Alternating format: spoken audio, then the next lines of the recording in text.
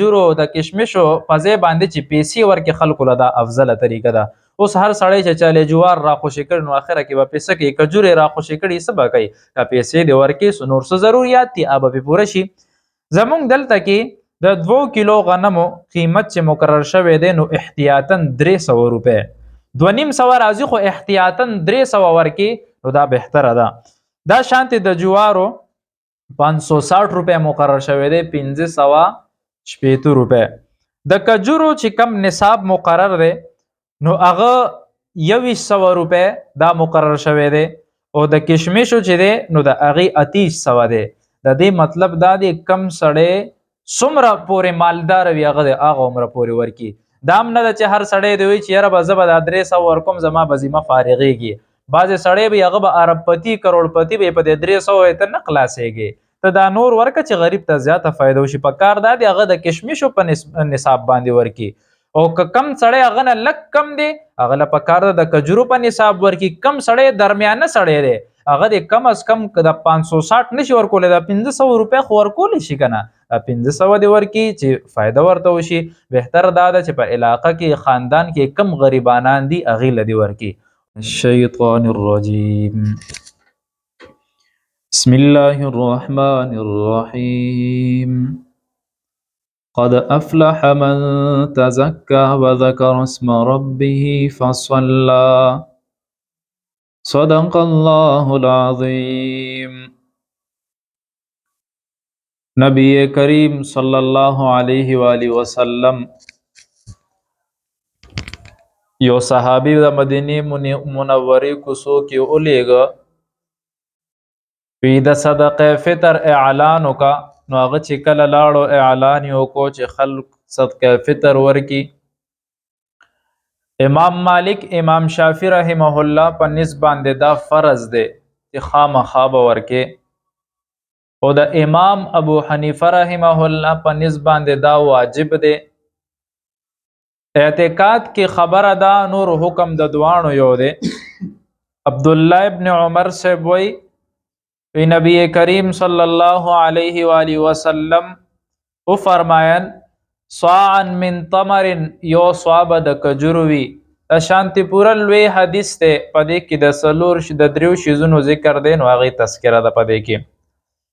علامه جوزی رحمه الله وی ما چې کوم آیات لوستو قد افلح من تزکا، حضرت ابو سعید خدری رضی الله تعالی عنہ نه نقل کوي، وی د دې نه مراد چې دی صدقه فطر دی، فصلا نه مراد عید الفطر دی، د وړوکي اختر مونځ دی. عبدالله ابن عمر صاحب وی قد نزل هذه الآیه فی زکات رمضان، وی دا آیت چې نازل شوی دی د صدقه فطر بارک را نازل شوی دی. د صدقه فطر فائدې څه شی دي؟ د دې فائده دا ده چې انسان نه څومره کمې کوتاهۍ په دې روزو کې شوی وي نو هغه کمې کوتاهۍ د دې سړي د پاکوالي ذریعه دا صدقه فطر ګرځي. مونږ باندې د الله په هر یو مقام، په هر یو مجلس، په هر یو کلام، په هر یو گفت کې احسانات وي. که انسان څومره د الله شکر ادا کی کم دی. ګوره په روزه کې مونږ څه کوو؟ فضول خبرې کوو، بد نظریانې کوو، هغه شانتې عبادات نه کوو څنګه د عبادات حق دی. کله چې په مونږ باندې صدقه فطر راغه نو الله دې سره د روزهدار روزه پوره کی. چې په روزه کې کمې کوتاهیانې شوې څومره اسانه سودا ده. که الله دا فرمایلی وی بنده چې تا په روزه کې بد نظري وکړه، یا د تیزه خبره وکړه، یا د چاته سپکه خبره وکړه، دا روزه به دوباره نیسي نو ټول عمر به مونږ روزي نه وي، د هغه روزې کسر به مونږ نشو پوره کولی. خو د الله طرف نه به مونږ باندې کرم احسان دی چې الله وی کله ته دا ورکی نو دې سره ستا هغه روزي پوره شي.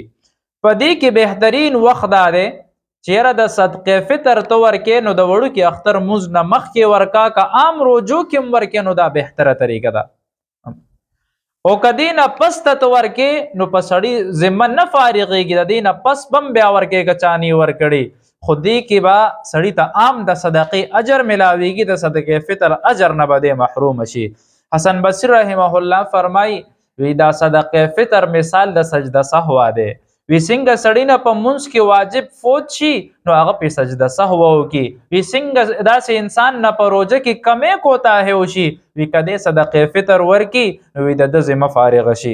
په دې کې په مالدار سړی باندې چې د صدقه فطر ورکی د دې وجنه د ګناهونه اورجیږي. څومره ګناهونه وی دا اورجیږي او چې غریب سړی ورکی نو هغه کې به الله بل ځل وسعت پیدا کړي، الله بدل نور مال زیات ورکی. په غریب باندې شته نه که غریب ورکا نو الله دلا نور مال ورکی د وسعت زیات کی او د روزي نورم مقبول شي. سرسایه چې ورکی د دې لس انعامات علماء ذکر کړی دي. په هغه کې یو دا دی چې بدن بدد د ګناهونو نه پاک شي، چې څومره ګناهونه در په دې روزه کې شوي دا به پاک شي. دویم د جهنم د اور نه به دا سړی آزاد شي. په لږو پیسو د جهنم د اور نه آزادېدل دا د الله کرم احسان دی. دریم روزه د دې سړی قبول شي. څلورم نمبر دا سړی د جنت مستحق شي. پنځم نمبر علما وی قبر کې چې دا سړی پروت اطمینان سره به پروت وي، خو مطمئن به په هغه کې پروت چې دې سړی صدقه فطر ورکړي. شپږم نمبر د پرستنی کال کې څومره ګناهونه کړي دي نو هغه ګناهونه به معاف شي او چې کم اعمال دي هغه به قبولیت درجه ته ورسي. دا لویه خبره ده. اوم نمبر علماوی د قیامت پر ورځ به د نبی کریم صلی الله علیه و آله وسلم د شفاعت لاندې راځي، ځکه دا حکم د الله د رسول دی او د الله رسول حکم هم داسې منل پکار دي چې څنګه د الله حکم خلق مني. نو د الله د حکم نه پسته چې کم دویم حکمي د پیغمبر دی، نو چې پیغمبر واجب کړی ده نو د هغه شفاعت به ورته ملاویږي. اتم نمبر په پل صراط باندې په اطمینان باندې تیریږي. او نهم نمبر د نیکه د طلب درنیږي د قیامت پر ورځ، کما بدی یا بس پک شي او نیکه بدرن شي. لسم نمبر الله بد نوم د شقی د بدبختو نه اوکاږي او نیکبختو کې به داخل کی. علما بل خبرم کوي وی پدې کې د مالدار سړی د پاره امتحان دی چې پتا صدقه فطر واجب شوی دا. مالدار نه مراد هغه سړی د نصاب به رستو ذکر کم چې کم سړی د صدقه فطر نصاب ورکی نو 1,40,000 روپیا یا 1,40,000 روپیا بس آپ مثال لے اوسنه نصاب چې دا چا سره وی نو دا مالدار سړی دی. کدا اختر نه یو ورځ مخکم د سره دا پیسې راغی نو دی به بیا هم صدقه فطر ورکی. د مالدار سړی امتحان دی چې دی دا پیسې ورکی او په دې کې د غریب سړی امتحان دی چې هر د غریب سړی باندې کچاول ورکی نو دی به په خوشاله کې شامل شي. عام خلک د سوچو کې کله یو سړی خپل بچو د پاره فراخ رزق درستخان ولګي، خپل جامع ولوالي، پیزار ولوالي، او چې د غریب بچي هغه سړی وګوري نو هغه غریب بچي خپل مور او پلار ته وای چې شابه مال جامع والا، مال پیزار والا، د پلانی بچي ساغست دي مال واخلا. نو هغه وسعت نه، نو هغه بیا فریاد کوي. الله وای چې کله دا فریاد دلته کیږي نو بهتره دا ده چې تاسو د بچولا کم رزق ورکوي نو پدې کې د غریبانو مرسته وکړي. چې د غریبانو مرسته دې پدې کې وکا نو الله بستا دا روجیم قبول کې دومره لوی مقبولیت پدې کې راشي. مولا علی قاری رحمه الله لیکلی دی شهر رمضان معلق بین السماء والارض لا يرفع الا بزکات الفطر.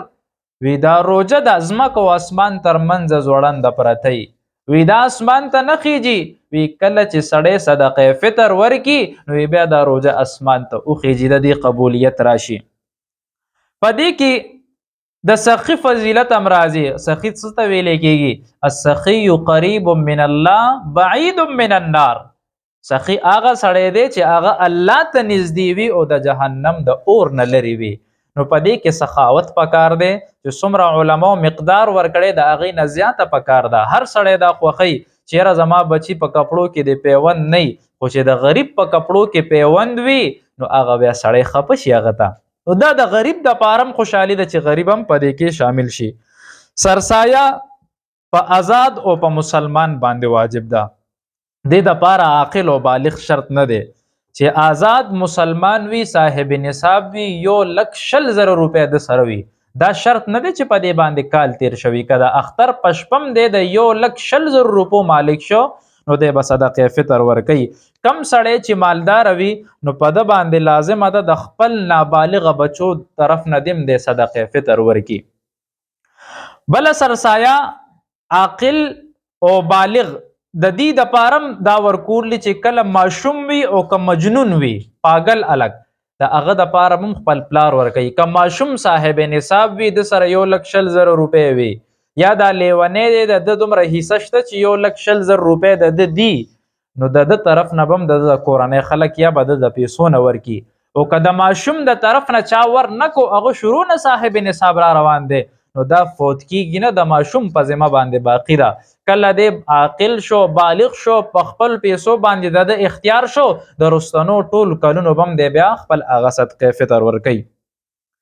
سړی د پاره بهتره دا ده چې د خپل اهل او عیال د طرف نه دی ورکي.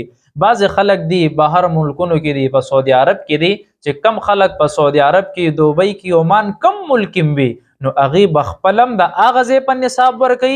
هغه نصاب 15 ریاله مقرر کړي دي او د خپل نابالغ بچو بم د اغه نصاب سره ورکي. که اغه پیسې الته غریبانو لور کوي او که اغه ریال نو سمره جوړیږي دلته غریبانو لور کوي خو نصاب به د اغه ورکي. زمونږ علما کرام د اغه مقرر کړي دي او خبره بهتره دا کی وی چې غنم او جوار او کجورو د کشمشو په ځای باندې چې پیسې ورکې خلکو له دا افضله طریقه ده. اوس هر سړی چې چاله جوار را خوشی کړي نو اخره کې به پیسې کې کجوري را خوشی کړي سبا کوي که پیسې دی ورکې سو نور څه ضرورت دي اب به پوره شي. زمونږ دلته کې د 2 کیلو غنمو قیمت چې مقرر شوی دی نو احتیاطاً 300 روپے 2.5 راځي خو احتیاطاً 300 ورکې نو دا بهتره ده. دا شانتي د جوارو 560 روپے مقرر شوی دی 560 روپے. د کجورو چې کم نصاب مقرر دی نو هغه 2100 روپے دا مقرر شوی دی او د کشمشو چې دی نو د هغه 3800 دی. د دې مطلب دا دی کم سړی څومره پورې مالدار وي هغه د هغه عمره پورې ورکي. دام نه ده چې هر سړی دی وي چې یاره به زه به د 300 ورکوم زما به ذمه فارغېږي. بعضې سړی به هغه به اربپتی کروڑپتی به په د 300 ته نه خلاصېږي. ته دا نور ورکه چې غریب ته زیاته فایده وشي. په کار دا دی هغه د کشمشو په نصاب باندې ورکي او که کم سړی هغه نه لږ کم دی هغه له په کار د کجورو په نصاب ورکي. کم سړی درمیانه سړی دی هغه د کم از کم د 560 نشي ورکولی د 500 روپۍ خو ورکولی شي که نه 500 دی ورکي چې فایده ورته وشي. بهتر دا ده چې په علاقه کې خاندان کې کم غریبانان دي هغې له دې ورکي. او که نور نه د مسجد چې کم ائمه وي او هغه صاحب نصاب نه وي په تنخوا کې ولا نشي ورکولی. ګورې هسې نه چې اوس د جومات چې کم متولی وي هغه ته ووایي چېره بس دا سرسایي راجمې که کاري صاحب له به په تنخوا کې ورکو دی کې ګورې نشي ورکولی. دا به بلې ولا ورکې او هغه بل نصاب دی نو که امام غریب وي نو هغه لم ورکولی شي. خو افضله دا ده چې په خاندان کې رشتهدارو کې غریبانان یتیمانان وګورئ په محله کې وګورئ هغې له ورکه نو دا بهتر صورت دی. الله دې زمونږ دا روزې په خپل دربار کې قبول کړي چې کم کمې کوتاهیان رانه پکې شوي دي الله دې راته معاف کړي. واخر دعوانا الحمدلله رب العالمین.